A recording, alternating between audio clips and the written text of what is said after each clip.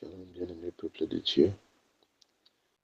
Bienvenue sur notre plateforme de méditation intitulée Méditons ensemble. Dans ce mercredi 24 juin 2026, l'Éternel nous envoie méditer dans Éphésiens 4, verset 2. Prions. Dieu Tout-Puissant, toi qui élèves et qui rabaisse les orgueilleux, élève les humbles et les fait asseoir à la table des grands. Je te prie, Père éternel, notre Dieu, de répandre ta grâce et ton humilité sur tous ceux qui se trouvent sous le son de ma voix maintenant, afin, éternel notre Dieu, qu'ils vivent de cette humilité qui vient de toi dès maintenant, jusqu'à leur dernier jour sur cette terre, et qu'ils soient des modèles pour la génération présente et la génération future. Au nom de Jésus-Christ. Amen. Je lis pour nous dans la Bible version du second, Éphésiens 4, verset 2. En toute humilité et douceur, avec patience, vous supportant les uns les autres avec charité. Amen. Bien-aimés, il s'agit ici d'une exhortation de l'apôtre Paul à ses fils pendant qu'il est en prison.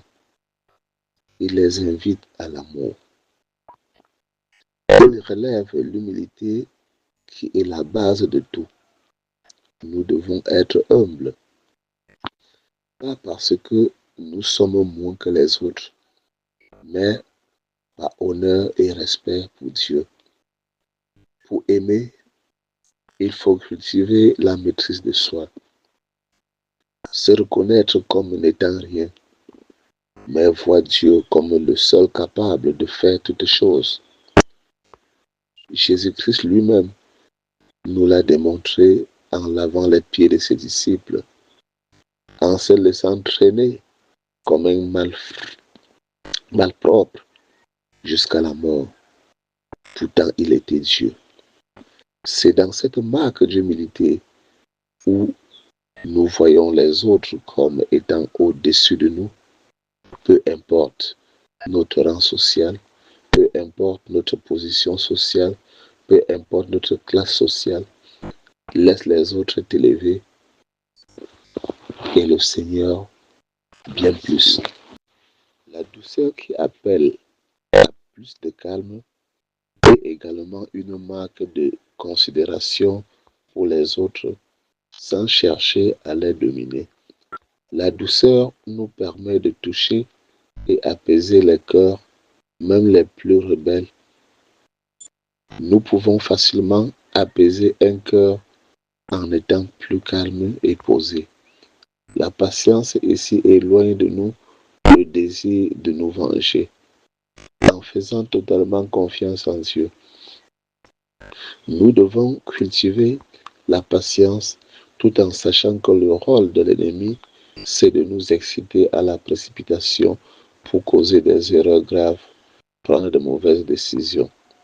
Et toutes ces vertus nous aident à vivre dans l'unité et l'amour tout en se tolérant mutuellement, en acceptant chacun avec ses défauts tels qu'il est. Soyons rassurés, il n'y a que l'amour de Dieu en nous pour nous mener à une telle dimension. Nous, en tant qu'enfants de Dieu, devons être et reconnaître que Dieu nous a aimés le premier et sans condition aucune. Alors, être prêt à accepter ceux qui nous entourent tels qu'ils sont comme Dieu l'a fait pour nous et pour eux aussi. C'est insensé à la limite de ne pas aimer ce que ou celui que Dieu aime car ton amour n'influence en rien celui de Dieu.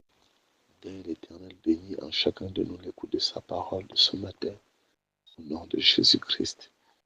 Bien-aimé, si c'est la première fois que je nous rejoins sur cette plateforme de méditation, n'oublie pas de t'y abonner et surtout de liker et partager nos publications. Vois, remonter pour suivre les méditations précédentes ou même les télécharger afin de pouvoir les réécouter en temps opportun. Sur ce, nous disons à demain pour une nouvelle méditation par la grâce de Dieu au nom de Jésus-Christ. Shalom.